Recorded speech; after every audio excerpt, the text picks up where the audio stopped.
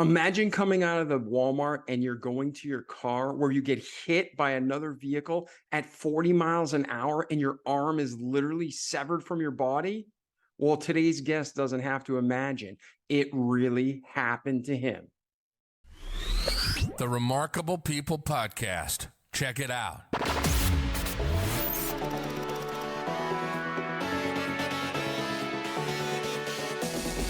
The Remarkable People Podcast. Listen, do, repeat for life.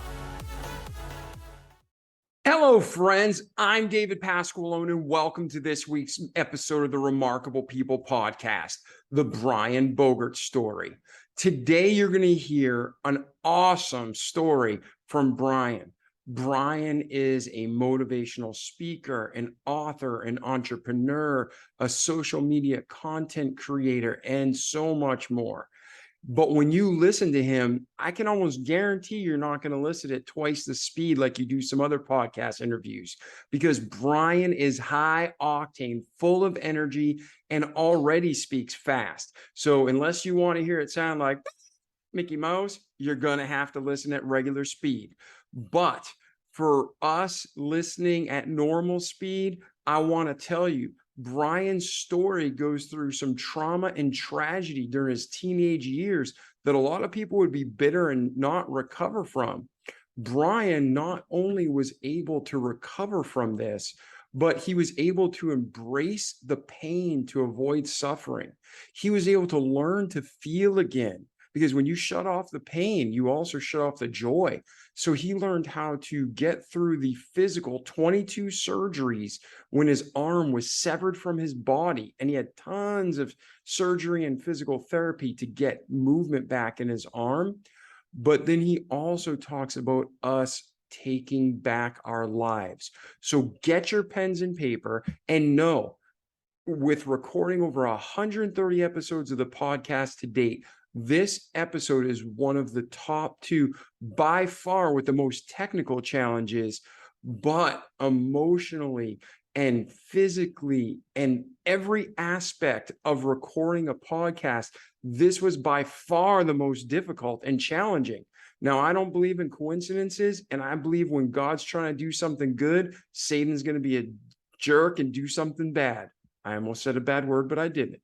But in this episode, we push through. Brian's a champ and hangs with us the whole time. And we finally got you an episode. So technical glitches, sound glitches, video glitches, disconnecting glitches, emotional ups and downs and ins and outs and everything you can imagine, but all to bring you this content that will hopefully not only entertain you, but change your life for the better. Also, stick around to the end. At the end, there's an additional segment where Brian offers you a special access to his program. So enjoy this episode, take notes, more than anything, apply it. And if you need to reach out to Brian or myself, check out the show notes and give us a holler. Enjoy the episode. Hey, Brian, how are you today, brother?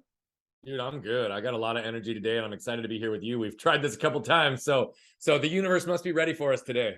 Amen. Yeah, I was just telling the listeners about you just a little bit, what to expect in the episode and how high octane this is going to be. So we are all excited. Before we get going, we're going to go deep and we're going to go wide into your story and a bunch of gold for our listeners.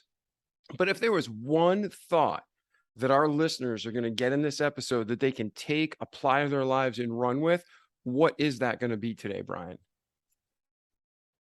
I think that the biggest thing that they're going to take away is the falsity of our narratives and how to actually make sure that we no longer hand over the pen to anybody else to write our story, but we take it back and can write our own.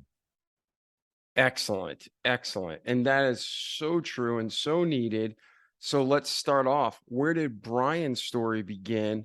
And take us through today how you learn this important lesson, and we'll stop along the way and share the practical steps of how our listeners can break free and start actually living their own lives too, instead of just existing. Sound good? Yeah, absolutely. Absolutely. Sounds like a plan. Then let's do it, brother. Yeah, I mean, I'll start way back when, and I had a really unique opportunity when I was a little kid for us to live in multiple different countries. So I lived in Australia and England both before the age of 5. Got a chance to really experience different cultures and connections, but it also meant I had a really strong connection with my family and my brother primarily. Fast forward a little bit, and I'm actually going to ask you and everybody who's listening, unless they're driving, to close their eyes for just 1 second. I want you to imagine going to a store, having a successful shopping trip, breezing through the checkout line, walking out the door and feeling the warmth of the sun on your skin, the breeze through your hair, and you've got a pep in your step. You're headed back to your car and you're going to go on and have a great day. And as you're fumbling in your pocket to grab your keys, you turn your head and you see a truck barreling 40 miles an hour right at you with no time to react. Go ahead and open your eyes. That's where this portion of my story begins. My mom, my brother, and I went to our Walmart to get a 1-inch paintbrush. And as we were headed back to the car, anybody who's known me for more than about 2.5 seconds or has been listening knows that I talk fast, I walk fast. I've got a bunch of energy for life. So it wasn't a surprise to them I was the first one of the car. But this was back in the days before there was key fobs. So I had to wait for my mom to literally reach into her purse, grab her keys, stick it in the door, turn the key so that we go on with our way. And as I'm standing there waiting for her to unlock the doors, a truck pulls up in front of the store, parks, and the driver and middle passenger get out. Passenger all the way to the right felt the truck moving backwards. So David, he did what any one of us would do, and he scooted his foot on the brake, but he instead hit the gas. Combination of shock and force threw him up on the steering wheel, up on the dashboard, and before you know it, he's catapulting 40 miles an hour across the parking lot right at us with no time to react. Went up over the median in where the car was parked, went over the tree, hit our car, knocked me over, ran over me diagonally, tearing my spleen, leaving a tire track scar on my stomach, and continuing on to sever my left arm completely from my body. So it's August 10th, 1992, 6:10 p.m., 115-degree day. The next thing my mom hears is, "Mommy, Brian's arm is over there," as my brother looks down and sees my arm laying 10 feet away in the parking lot. Fortunately for me, my guardian angel was also there that day. And I've told this portion of the story a gazillion times, and I always have to honor her because I'm forever indebted to this woman for my life and my limb. But the story got even more powerful. See, there was a nurse that walked out of the store right when this took place, and she saw the literal life and limb scenario. I met this woman for the first time on the 30th anniversary of my accident, August 10th of this year, 30 years later. And what I found out was I've always said I was forever indebted to her for choice to go into action versus turning her head to go on with her day. And the reason that point got reinforced is she was actually with a friend that day. And her friend was also a nurse. And her friend said, "I'm not touching that with a 10-foot pole." She came over into action, stopped the bleeding on the main wound, and saved my life.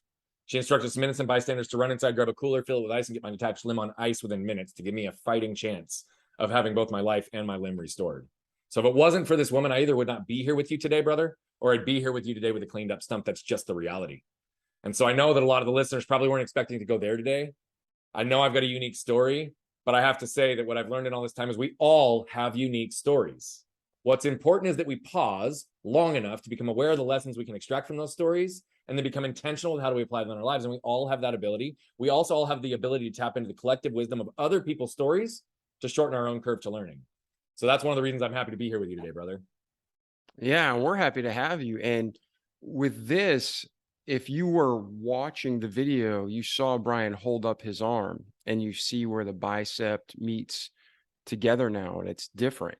So we'll put a link in the show notes to a picture on our website if you're listening through solely a podcast, or check out the video so you can just see that. But going back to that moment, Brian, when that accident occurred, was your mother or brother injured, or was it solely you because you were already in the car? I wasn't in the car. I was standing next to the car waiting for it to unlock the doors, and we think that my hand was on the handle. They were they were 3 or 4 feet behind me. And so I was the only one injured. Wow. Okay. And then at that point, what did your recovery look like, and what did life look like? Also, was your father in the home, or was it just you, your brother, and mom? My dad was at the office that day. And Okay. when we were recounting the story last week, although I've heard it before, I did not necessarily have the full context or remembered it anyway. You see, this was 1992. There weren't cell phones, right? There wasn't the same type of technology and ability. And so he got a call at his office from someone at the store who called to tell him he needed to get to the hospital. But he was sent to the wrong hospital.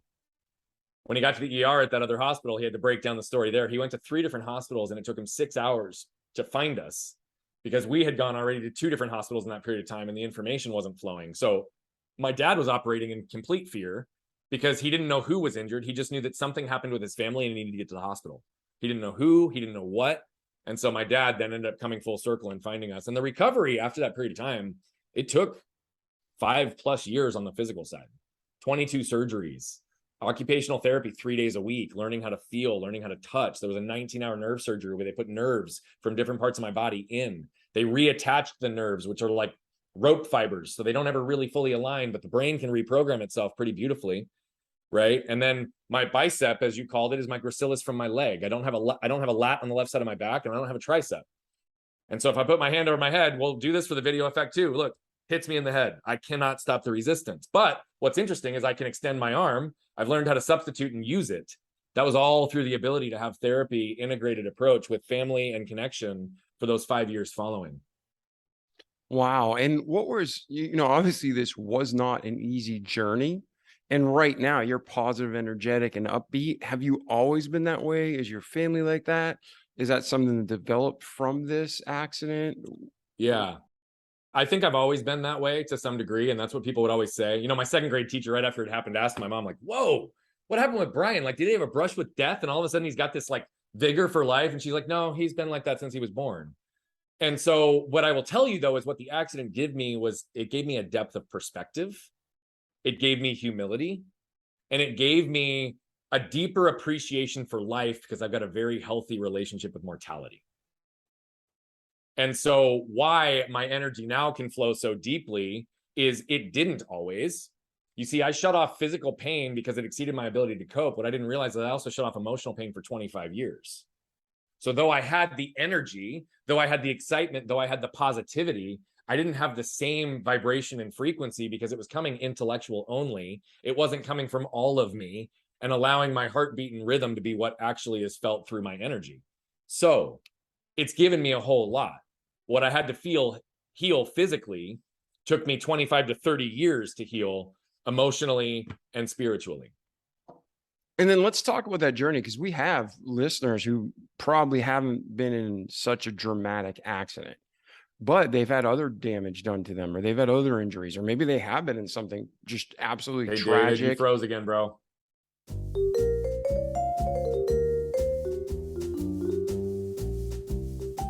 So, ladies and gentlemen, both Brian and I are trying our best to record this interview, and I'm actually going to leave a little bit of the difficulties in, so you understand that behind the scenes when we're recording podcasts, it takes a lot of time and effort and grace on our guest part.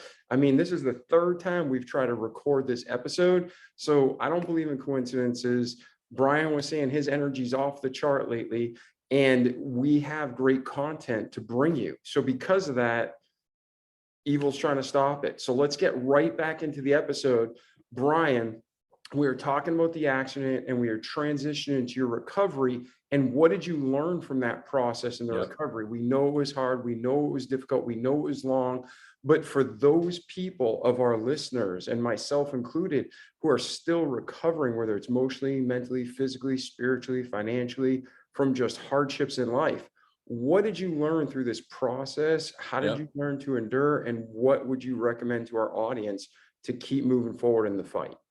Absolutely. So one of the first lessons I learned was when I was sitting in the ICU bed, feeling sorry for myself. And we had other families in the ICU coming up to us saying, we're so sorry. We're so sorry. We're so sorry for what happened to you. And as I'm sitting there feeling sorry for myself, we look over and their kid's laying in the ICU bed next to me with a terminal illness and doesn't know if they're going to live for another 30 days. Perspective hit me pretty hard right out of the gate, because I learned from that. I learned very early not to get stuck by the things that have happened to me, but instead get moved by what I can do with them.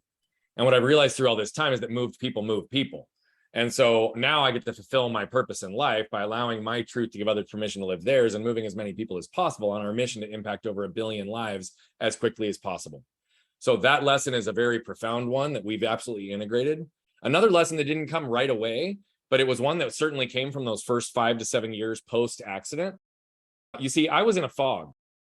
I was being guided through the process, but my parents were not. They were intimately aware of the unceasing medical treatments, years of therapy, and the idea of seeing their son grow up without the use of his left arm was a source of great potential suffering for them. So they literally willed themselves day in and day out to do what was necessary, to do what was tough, to ultimately embrace the pains required to strengthen and heal me. So the lesson that's one of our core philosophies at this point is that what they did was ultimately teach me to embrace pain to avoid suffering. And when that's done appropriately, that's also where we gain freedom. But lastly, this period of time taught me what I told everybody's going to learn through this whole period was the value, but also the falsities and areas that our narratives can fail us. You see, right after the accident, I didn't want to be defined through the lens of what somebody else thought they would be capable of in my situation. And I can't tell you how many times people would ask me what happened to me. I'd tell them what happened. They'd turn to my parents for validation. They didn't even believe my own story. So what did I do? I didn't want to be put into boundaries, and I didn't want to be defined based on other people's limitations they were placing on me. And so I created a strong mental narrative as I'm good, I'm strong, I'm capable, I can do anything myself. And that served me very well in recovery for the next 13 years, right? We all hear about mental toughness, mindset, and how much that can help you. And yes, by the way, that's the case. What you'll learn later, though, as I unpacked, is that it's only part of the equation. You see, when I was 20, I was snowboarding. I went down, I re-broke my left arm, compound fracture, and I almost lost it again. I went through 7 surgeons who were afraid to touch me because of the medical malpractice of reopening this potential disaster inside my arm that wasn't going to be anatomically correct for anything that they were used to. And so through that 10 months of period of time, what I learned was truly the power of my narrative, because nobody was there. And it wasn't because I didn't have people in my life that loved me. I didn't have friends. I had tons. It's that everybody believed that Brian was good, Brian was strong, Brian was capable, and he didn't need anybody's help. And if he did, he'd ask for it. But in the most vulnerable period of my life, I didn't have the courage to ask for help. And that's when I realized the value of human connection that I needed to start to lean into. So I shifted that next period of my life into focusing on vulnerability and authenticity, which I believe are the glue that binds human connection.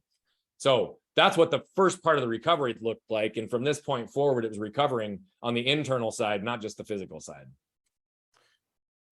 That's excellent. And then you mentioned while you were going through life, there was damage to you physically and you were addressing that. But then 25 years later, you realize that you are shutting off pain. Mm-hmm.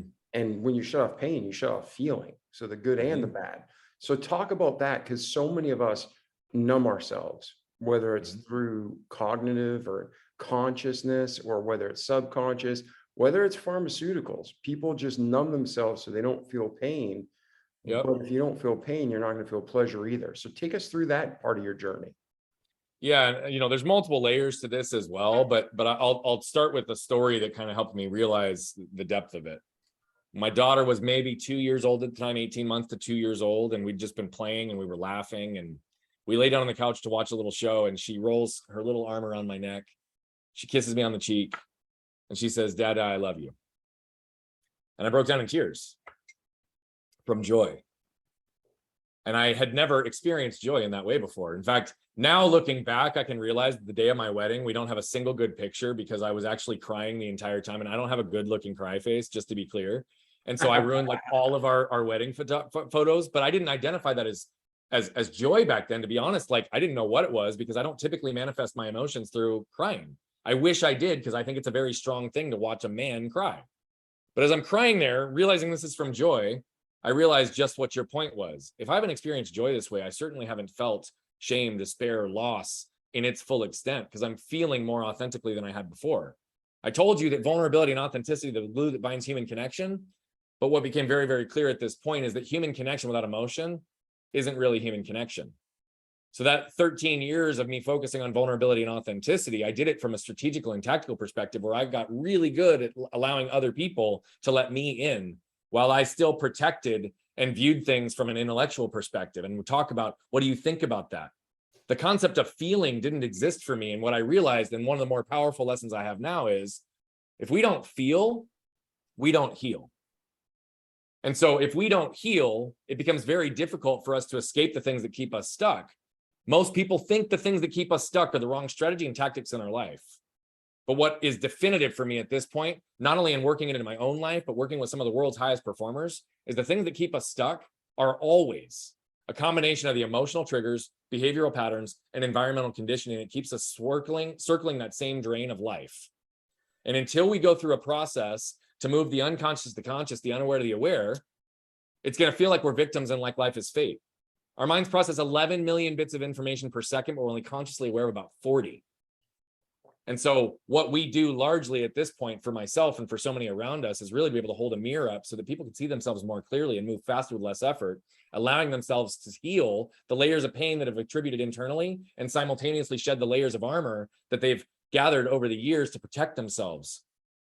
when they can stand in that position of vulnerability, I believe that true strength actually hides behind vulnerability. Now, all of a sudden, they're in a position where they no longer need to armor and they can connect at the deepest level and they can take back control of writing their own story. So let's go back to first off, before we go any further, this is a different episode and it's got amazing content. But from your birth to this point in life, did we miss anything significant before we really dig into this topic? You know, there's lots of little pieces that are significant. My life has been all over the place. Probably the most significant is that I met my wife in college around the time that I rebroke my arm. And so my wife is as responsible for where I am today as my mom, my dad, and my brother were. Outside of that, everything else is just nuance. Awesome. Okay. So let's do this. You said if we don't learn to feel, we don't heal. Talk to us about learning to feel again. Yeah. You know, I think it's really interesting because I think this is really something that I want to expand into a broader thought as well, because I think it's interesting. We not only are taught not to feel, but often we're being taught to not even know how to think. And so the thinking and feeling elements of our human being self is limited. If we look at feeling and the human experience and we look at the depths of emotion, the 1940 field book for the Army had well over 100 references to the human experience, the soft side, the recovery, the PTSD, the suffering that could exist through trauma. In today's field book, there's zero. It's situational leadership, strategic leadership, tactical leadership. We literally as a society have conditioned ourselves to not feel. In fact, that's the narrative of the world. Shove your feelings down, show up with a smile on, move faster with less effort. Like that's what they want. Nobody generally from the external narrative wants us to actually be vulnerable and feel. So we condition ourselves to not. And then you layer in the fact that from the time we were little kids, though we're born as our most authentic, brightest burning light, parents, teachers, coaches, employers start saying, you should do this, you shouldn't do that, you should be this, you shouldn't be that, you should want this, you shouldn't want that, you should make this amount of money, you shouldn't make that amount of money, you should live in this neighborhood, you shouldn't live in that neighborhood. And all of a sudden, we're being told these should narratives, and should is a shame-based word because it implies that whoever we are, whatever we want, isn't good enough. So we start putting on all these layers and funneling ourselves down into this box, not based on who we are and who we want to become, but based on who the world has told us who to be, which lacks feeling and doesn't actually have the ability to think. So I think that it's not just about relearning how to feel, which, by the way, I was subconsciously and unconsciously suppressing at such an active rate that when I became aware of the fact that I needed to feel more, I was giving myself these moments to pause and recognizing how much I was actually not feeling and shoving down without even me knowing it. So it was often about just pausing just long enough to take a breath to allow that feeling to exist so that I could attach to it and then allow myself to experience it. But now I guide people through a thinking, feeling quadrant because I think it's not just about feeling. Again, I told you the importance of our intellectual narratives, but we get emotional narratives too, and they both lie to us. So we have to learn how to think about our thinking, think about our feeling, feel our thinking, and feel our feeling. It's in that quadrant that success lives because we can see ourselves more clearly. And when we layer that quadrant on top of our mental, emotional, physical, and spiritual self, now we have a three-dimensional world we know how to move through. But it takes that extra second to pause ourselves down to really understand how to move through that quadrant. And what's important is the world's highest performers, it's not just about mental toughness or mindset. Again, it's only part of the equation. The highest performers are those that understand whether they're hardwired intellectually or emotionally first, and then they learn how to tap into both narratives and to be able to balance and regulate between the two because they both lie to us. They both tell us the truth. So it also relates to how do we actually feel and communicate with others. My daughter, I have to enter through the heart. I have to enter through feeling. If I enter through feeling, then I can take her down a logical thought process. My son is exactly different. I have to enter through the head to get him to feel because he's deeply emotional. But the reality of it is not only do we have to own our own natural state, but we have to start to understand how do we identify and connect with others based on the intellectual, emotional pathways that exist. And what we know, and this is not my quote, I wish I could reference who it was. I want to say it was Lao Tzu, but the hardest journey to travel is the 18 inches from your head to your heart. We have to connect the two so that we can be holistic selves as we enter into the world. Yes. That's so important. And it's something that I'd say the majority of the world is struggling with now. So talk about this before we go any further. Talk about what you do, your company, your team, and that's why let's set a frame of reference for our listeners. And then we're going to go back and ask you some questions. Awesome. Yeah. So We run a couple of different companies right now. All of our businesses right now are on that collective mission to impact over 1 billion lives as quickly as possible. And all of our businesses have everything to do with who. So in some form or fashion, we're helping people either discover who they are, who they're doing this for, who they're doing this with, or who they want to connect with and impact. And so we've got our coaching, we've got our courses, we have our one-to-one, our speaking, and everything that fits under this one little coaching and speaking umbrella. We've got intensive group coaching programs. We've got multiple different tiers of one-to-one coaching. And we actually have this community rapid fire coaching where we come together twice a month and give a collective whole the ability to learn and grow together at a massive scale. And so that is something that we just really, really enjoy, but I will never sell. I will never pressure. I will never convince someone to invest in themselves. All we do here is outline opportunities for people to do so. We have other businesses though. We have one that's in an automation type business to be able to replicate and demonstrate who you are to the world and attract who you want to impact in a one-to-one targeted way. We largely do this on LinkedIn, but we do this because we want to curate quality connections and curate quality conversations so that who you're talking to is more about what you want for them than what you want from them. And we can build real relationships to add value and impact into people's lives collectively in a very targeted, thoughtful way. We've got a podcast booking service that's about demonstrating who you are to the world and attracting who you want to impact in a broad base, evergreen manner. And again, it's the same type of format. It's about curating the right conversations. And we do ours based on download guarantees, not just number of shows, so that you actually have an ROI to deliver back to your marketing spend. And then we've got a bunch of things in the content and media side that we're working on that are bigger projects. A project that we have called Who Stories, where we're telling the who stories of the who's of the world. And so everything in our world is about who. And I believe it's time to end the era of what and usher in the era of who. And that begins with each and every one of you. Very well said. Very well said. So now, if you want to get a hold of Brian, like always, check out our show notes. There's links. You can click in there. Brian doesn't just preach it. He practices it. Before the show, we were just talking about one of his posts that just blew up. Real quick, Brian, you want to tell him about what's going on, and we'll put a link to this clip in the show notes as well. Yeah. We had a video hit 6.5 million views over the course of about a week and a half.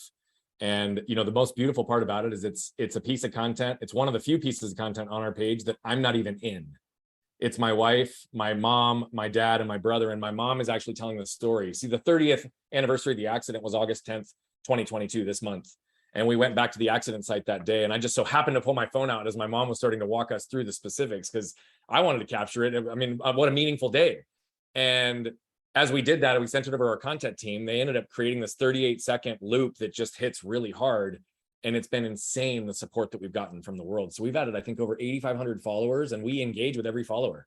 That's a part of my process because I want to build real relationships, have real impact. And so our team is scrambling right now because it's had such trickle effect into the consistency of content that we put out there and how people have been able to identify with it. And the number of stories that we're getting from remarkable people who are talking about their stories, who are sharing collectively. I feel like we're barely scratching the surface of the impact we really want to have. And this is just a really cool amplifier and a way that the 4 people who impacted me the most are featured in a video that has the most views of anything we've ever put out there. That's awesome to hear. I'm so happy for you. And ladies and gentlemen, check out the video. Obviously, if there's 6.5 million people in a week checking it out, it's not just a monkey in a bikini dancing. There's good content there. So check it out.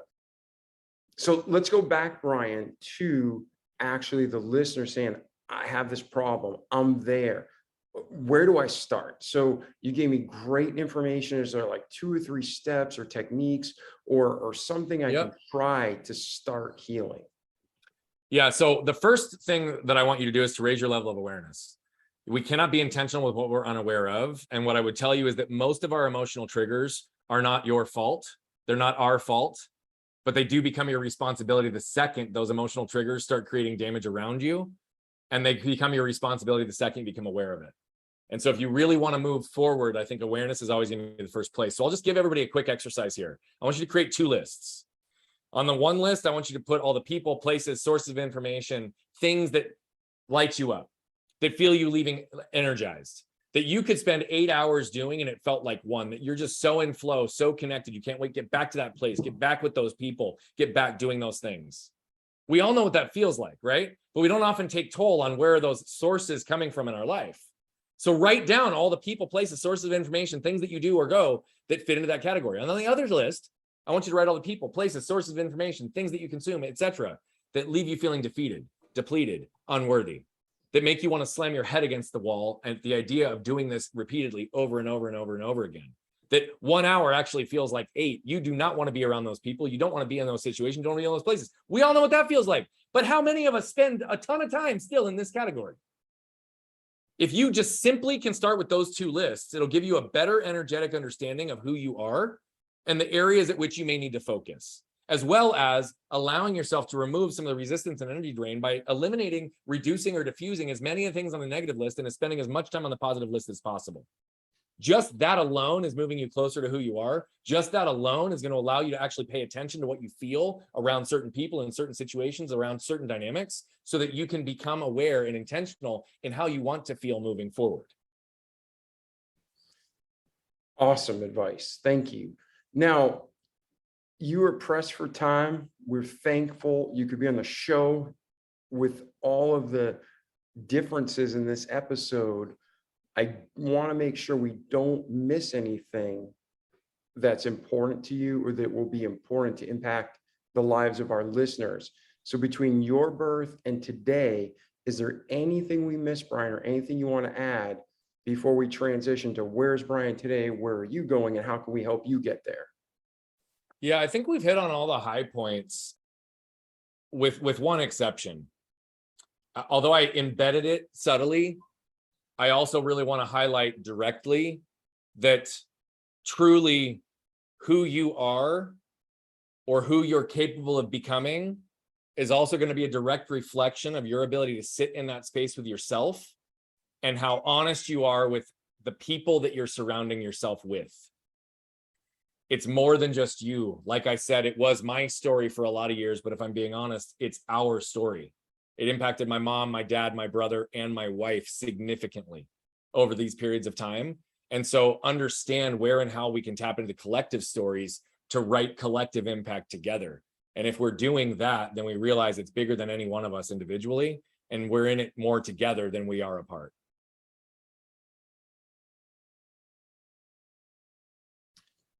Thank you so much, Brian. It has been a true honor having you on the podcast today. You truly are a remarkable guy. I look forward to continuing the friendship. And also, I know that people who normally listen to podcasts on 1.25 or 1.5, they're probably listening at regular speed to this episode because you do talk passionately and fast. So I love it. Thank you so much. And to our listeners out there, check out Brian's website, look at his information. Reach out to him if you have any questions or want to continue the conversation. And like our slogan says, if you heard this great content and you were inspired and motivated by his story and his outlook on life, don't just listen, but do what he's recommending. Repeat it each day in the areas you need so you can have a great life in this world and, more importantly, in eternity to come. So, Brian, thank you again for being with us today, my friend. Thank you for the opportunity to have you not only build this great platform, but for me to be with you to pour good into the world, man. So thank you. Yeah. Oh, anytime, anytime. So, ladies and gentlemen, we love you. Again, apply this information, share it with your friends and family. Hey, share it to people who have problems that you don't like. Make the world a better place, right? But that's it. I'm David Pasqualone. This was our friend Brian, and we'll catch you in the next episode. Ciao. Ladies and gentlemen, thank you for your time today. And Brian actually has a special offer for you just because he's such a great guy and he wants to help. So, Brian, at this time, please tell our listeners about the special offer you have for them. Awesome. Go to nolimitsprelude.com. It's access to the free portion and the very first portion of our course that we actually sell and all of our coaching clients go through. You'll have over 30 minutes of video content and beginning with the end in mind with purpose and legacy. And I want to be really clear here. Yeah, we get your email. Yeah, you're going to get a handful of emails throughout it. Yeah, you'll get 4 emails afterwards. But like I said in the episode, I will not be pressuring you. I will not be convincing you to invest in yourself.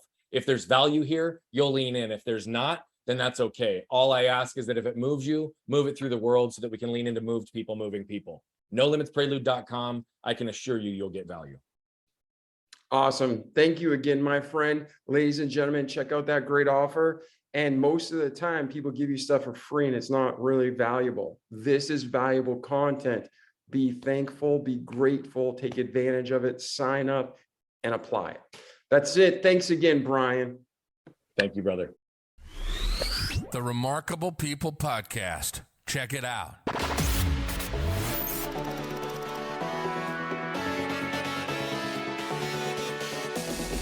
The Remarkable People Podcast. Listen, do, repeat for life.